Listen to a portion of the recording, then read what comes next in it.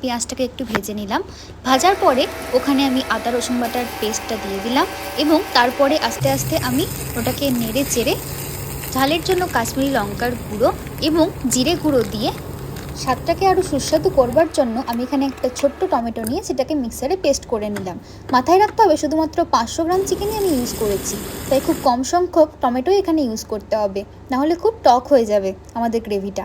এবং চিনি দিয়েও সেটাকে খানিকটা নেড়ে চেড়ে আমরা গ্রেভিটাকে আরও বেশি সুন্দর করলাম। এবং এখানে চিনি দিলে আরেকটা জিনিস মাথায় রাখতে হবে যে আমাদের কিন্তু চিকেনের রঙটাও সেক্ষেত্রে আরও ভালো হবে।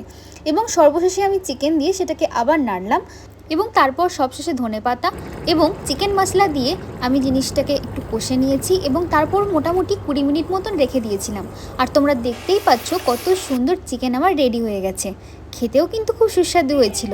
তারপরে আমি সেটাকে সাজিয়ে নিয়েছি। ইয়াম্মি।